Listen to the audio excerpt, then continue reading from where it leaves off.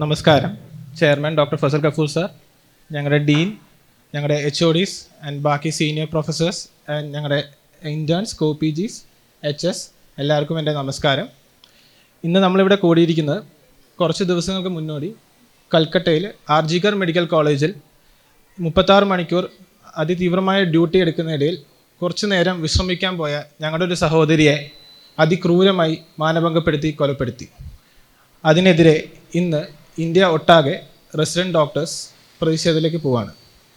ആ പ്രതിഷേധത്തിന് ഒരു ചെറിയ സപ്പോർട്ടും ഐക്യദാർഢ്യവും പ്രഖ്യാപിച്ചുകൊണ്ട് ഞങ്ങളുടെ ഭാഗമായി ചെറിയൊരു പ്രതിഷേധമാണ് ഇന്നിവിടെ നടത്തുന്നത്. അതിന് മുന്നോടിയായി 1 മിനിറ്റ് മൊമെൻ്റ് ഓഫ് സൈലൻസ് നമ്മളിന്ന് പാലിക്കുകയാണ്.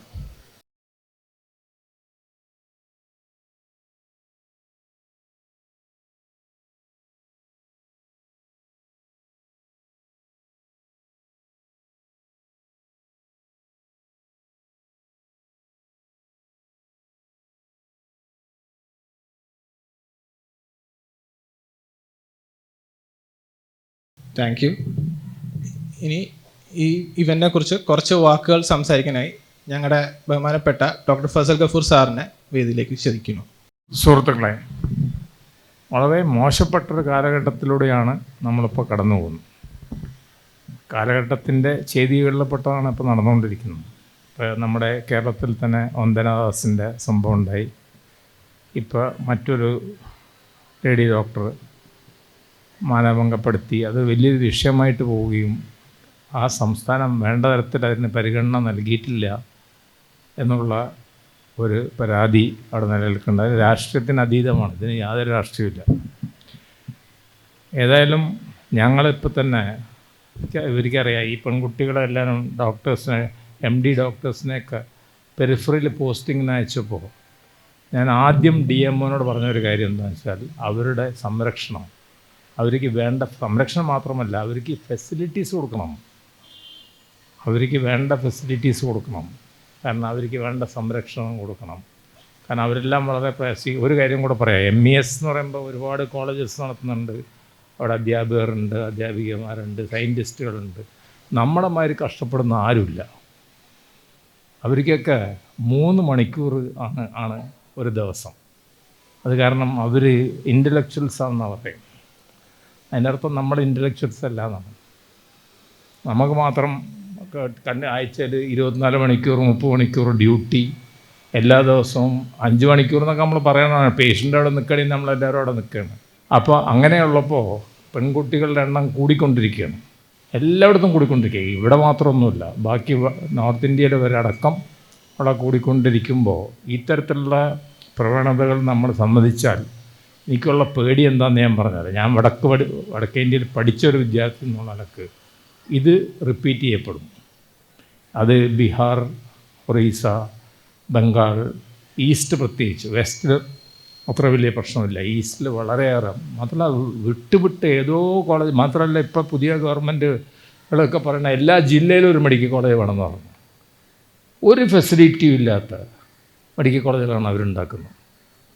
ഒരു തരത്തിലുള്ള ഫെസിലിറ്റി, ഹോസ്റ്റലില്ല, താമസിക്കാൻ സൗകര്യങ്ങളൊന്നുമില്ല. വെറുതെ മെഡിക്കൽ കോളേജ് ഉണ്ടാക്കുക എന്ന് പറഞ്ഞിട്ട് ഉണ്ടാക്കുകയാണ്.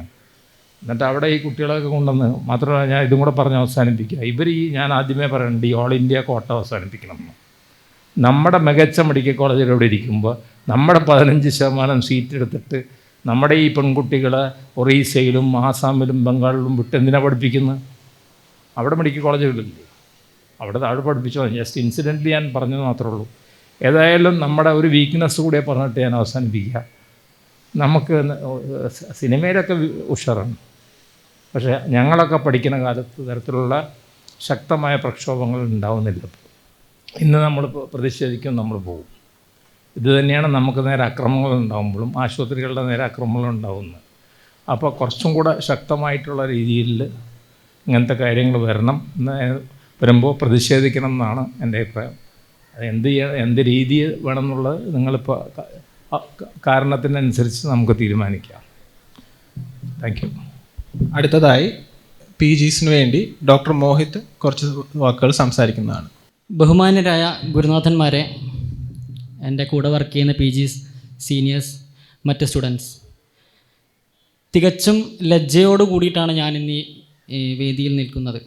കാരണം നമുക്കെല്ലാവർക്കും അറിയാം, 136 വർഷം പഴക്കമുള്ള പശ്ചിമ ബംഗാളിലെ KG കാർ മെഡിക്കൽ കോളേജിൽ കഴിഞ്ഞ ദിവസം രാത്രി 3:30 സംഭവിച്ച ഇൻസിഡൻറ്റിനെ കുറിച്ചിട്ട് തികച്ചും ജീവിതത്തിൻ്റെ ഒരു ഭാഗം രീതിയിൽ കഷ്ടപ്പെട്ട് വളരെ സാമ്പത്തികമായിട്ടും വലിയ പക്വതയൊന്നുമില്ലാതെ വളരെ ബുദ്ധിമുട്ടിയിട്ടാണ് ധാരാളം സ്വപ്നങ്ങളോടുകൂടി ഒരു വിദ്യാർത്ഥി അല്ലെങ്കിൽ ഒരു വിദ്യാർത്ഥിനി മെഡിക്കൽ കോളേജിൻ്റെ വക്കിലേക്ക് എത്തുന്നത്. നമുക്കെല്ലാവർക്കും അറിയാം. അങ്ങനെ ഇവിടെ സത്യം പറഞ്ഞു കഴിഞ്ഞാൽ നമ്മൾ ഒരു റേപ്പ് അല്ലെങ്കിൽ ഒരു മേർഡർ നടന്നത് ഒരു ഡോക്ടറായ ഒരു പെൺകുട്ടിക്കല്ല, ഒരു സ്ത്രീ സമൂഹത്തിനാണ് അങ്ങനെ ഒരു സംഭവം സംഭവിച്ചിട്ടുള്ളത്. അപ്പം നമ്മൾ അങ്ങനെ ഒരു രീതിയിലാണ് ഈ വിഷയത്തെ നോക്കിക്കാണേണ്ടത്. അല്ലാണ്ട് ഇപ്പോൾ സമൂഹത്തിനിടയിൽ ഞാൻ കുറച്ച് മുമ്പേ കുറേ സ്റ്റാറ്റസുകളൊക്കെ കണ്ടു. അതായത് നോൺ മെഡിക്കോസ് ഒന്നും ഇതിനെക്കുറിച്ചിട്ട് ഒരു അക്ഷരം മിണ്ടുന്നില്ല. നോൺ മെഡിക്കോസ് എന്തിന് ഇതിനെക്കുറിച്ച് സംസാരിക്കണം? നമ്മളെല്ലാവരും OPD ഒരു മണിക്കൂറോ OPD ഒരു ദിവസമോ സ്തംഭിപ്പിച്ചുകൊണ്ട് ഇവിടെ ഒരു ചുക്കും സംഭവിക്കാൻ പോകുന്നില്ല. സത്യം പറഞ്ഞാൽ നമ്മൾ എല്ലാവരും മനസ്സിലാക്കേണ്ടത് ഇതിനെതിരെ 3 തരത്തിൽ ഇതിനെ വിലയിരുത്താം. അതായത് ഒന്ന് എന്ന് പറഞ്ഞു കഴിഞ്ഞാൽ മെഡിക്കൽ രംഗത്തെ ടോക്സിക് കൾച്ചർ. ഇവിടെ നിൽക്കുന്ന ഓരോ വിദ്യാർത്ഥിനികൾക്കും അറിയാം. അതായത് ഒരു സർക്കാർ മെഡിക്കൽ കോളേജിൽ ഇന്നെന്താണ് അവിടുത്തെ പശ്ചാത്തലമെന്ന്. മിതമായി വിശ്രമിക്കുവാനോ പ്രാഥമിക കർമ്മത്തിന് വേണ്ടിയിട്ടോ അവിടെ ഒരു ഫെസിലിറ്റീസ് പോലും അവർ ഒരുക്കുന്നില്ല. ഇത് ടോട്ടലായിട്ടുള്ള ഒരു സിസ്റ്റം ഫെയിലിയറിനെ കുറിച്ചിട്ടാണ് എനിക്ക് പറയാനുള്ളത്. നിങ്ങൾക്ക് ആർക്കെങ്കിലും അതല്ലാന്ന് ഇവിടെ സംസാരിക്കാൻ പറ്റുമോ? ആർക്കും ഗവൺമെൻറ് മെഡിക്കൽ കോളേജിലേക്ക് പോയ ഒരാൾക്കും അതിനെക്കുറിച്ചിട്ട് സംസാരിക്കാൻ പറ്റില്ല. പിന്നെ കൂടുതലായിട്ട് സെക്യൂരിറ്റി ഫെസിലിറ്റീസ് ഒന്നും അവിടെ ഇല്ല. അതിൻ്റെ ഒരു ഉദാഹരണമായിരുന്നു അവിടെ നമ്മുടെ വെസ്റ്റ് ബംഗാളിൽ നടന്നൊരു വിഷയം. പിന്നെ മതിയായ CCTV ക്യാമറകൾ അവിടെ സ്ഥാപിച്ചിരുന്നില്ല. ഈ 3 വിഷയങ്ങൾ ഇങ്ങനെ ഈ ഒരു വിദ്യാർത്ഥിനിക്ക് സംഭവിച്ചതിൻ്റെ പോസ്റ്റ്മോർട്ടം റിപ്പോർട്ട് വളരെ പൈശാചികമായിരുന്നു. നമുക്കെല്ലാവർക്കും സഹോദരിയൊക്കെ ഉണ്ട്. അപ്പോൾ നമുക്ക് അറിയാൻ പറ്റും. അതായത് ചേതനയറ്റ കഴുകന്മാരെ പോലെ പിച്ചി ചീന്തിയ ശരീരവും സ്വന്തം കണ്ണാടിയുടെ ഗ്ലാസ് കണ്ണിലേക്ക് കുത്തി എറിഞ്ഞതുപോലെയും സ്വന്തം അരക്കെട്ടിൻ്റെ പെൽവിക് ഗേർഡിൽ അവിടെയൊക്കെ പൊട്ടിയ നിലയിലും വളരെ എന്താ പറയുക, സംസാരിക്കുവാൻ പോലും വളരെ അങ്ങനത്തെ ഒരു രീതിയിലുള്ള കാഴ്ചയായിരുന്നു അവിടെ അവരെ പോസ്റ്റ്മോർട്ടം റിപ്പോർട്ടിലൊക്കെ അവിടെ കണ്ടത്. അവിടെ അവരെ ഉന്നയിച്ചത് ഒരു 3 വിഷയത്തെക്കുറിച്ചാണ് ഉന്നയിച്ചത്. മതിയായിട്ടുള്ള ഒരു 48 മണിക്കൂറിനുള്ളിൽ നമ്മൾ അതിൻ്റെ പ്രതികളെ പിടിച്ചു കൊടുക്കണം. അതെന്തായാലും ഇവിടെ നടന്നിട്ടില്ല. പിന്നെ രണ്ടാമത് ഉദ്ദേശിച്ചതെന്ന് വെച്ച് കഴിഞ്ഞാൽ അവിടെ മതിയായ CCTV ക്യാമറകളും സെക്യൂരിറ്റി ഫെസിലിറ്റീസും ഉൾപ്പെടുത്തണം. അത് എന്തായാലും അവിടെ നടന്നിട്ടില്ല. പിന്നെ അവർ ഉന്നയിച്ചതെന്ന് വെച്ച് കഴിഞ്ഞാൽ ബേസിക് ആയിട്ടുള്ള പ്രാഥമിക കാര്യത്തിനും വിശ്രമത്തിനുമുള്ള മുറികൾ വേണമെന്ന് അവർ ഉന്നയിച്ചു. ഇതൊക്കെ ബേസിക്കായിട്ട് എല്ലാ ഡോക്ടേഴ്സിനും കിട്ടേണ്ട ഒരു എന്താ പറയുക ഒരു ഫെസിലിറ്റിയാണിത്. ഇത് ആവശ്യപ്പെട്ടുകൊണ്ട് അവിടെ ഒരു തെറ്റുമില്ല. പിന്നെ നമ്മളെല്ലാവരും ന്യൂസ് ചാനലുകളിലൂടെ കണ്ടു. അതായത് പിറ്റേ ദിവസം ഡോക്ടർമാരുടെ സമരപ്പന്തലിൽ കുറേ ഗൂൺസ് പുറത്തുള്ള ആൾക്കാർ വന്ന് അതൊക്കെ തല്ലി തകർത്തു, ഡോക്ടേഴ്സിനെ കുറേ പരിക്കേൽപ്പിച്ചു എന്നൊക്കെ നമ്മൾ കണ്ടു. സത്യം പറഞ്ഞാൽ ഇങ്ങനെയൊക്കെ ചെയ്യുന്നത് കൂടി ഈ നഷ്ടം ശരിക്കും പൊതുജനത്തിനാണെന്നുള്ള ഒരു സംഭവം ഈ ജനങ്ങളത് മനസ്സിലാക്കുന്നില്ല. പൊതുജനത്തിനാണ് ശരിക്കും പറഞ്ഞാൽ ഇങ്ങനെയൊക്കെ ഇതിനോടുള്ളയൊക്കെ നഷ്ടം സംഭവിക്കുന്നത്. കൂടുതലും നമ്മുടെ നാട്ടിൽ എത്ര ഡോക്ടേഴ്സ് ഉണ്ട്? എല്ലാവരും MBBS എന്ന ഡിഗ്രി കഴിഞ്ഞിട്ട് പുറം രാജ്യങ്ങളിലേക്ക് പോയിട്ട് വർക്ക് ചെയ്യാൻ ആഗ്രഹിക്കുന്നവരാണ് കൂടുതലും. എന്തുകൊണ്ടാണ്? ജോലി ഭാരം വളരെ കുറവാണ്, അവിടെ വർക്കിംഗ് അവേഴ്സ് കുറവാണ്, സ്ട്രെസ് ഇല്ല, കൂടുതൽ ശമ്പളം എന്ന് പറയുമ്പോൾ പൊതുജനത്തിനോടൊന്നും അത് പറയാൻ പറ്റൂല. കാരണം ഡോക്ടർമാർ എന്ന് പറയുമ്പോൾ തന്നെ വലിയ കാശുള്ള വീട്ടിൽ നിന്ന് എന്ന കാഴ്ചപ്പാടാണ് കൂടുതൽ ആൾക്കാർക്കും ഉള്ളത്. പക്ഷേ എന്നാലും ഈ MBBS കഴിഞ്ഞ് PG എടുത്ത് സൂപ്പർ സ്പെഷ്യാലിറ്റി ഉണ്ടെങ്കിൽ അതും എടുത്ത് 12 വർഷം ചിലവാക്കി നമുക്ക് കിട്ടേണ്ട ജീവിതത്തിൻ്റെ ഒരു മിക്ക ഭാഗവും ചിലവാക്കാൻ നമുക്ക് കിട്ടേണ്ട ഒരു ബേസിക്കായ സാലറീനെ കുറിച്ചിട്ടേ ഞങ്ങളും സംസാരിക്കുന്നുള്ളൂ.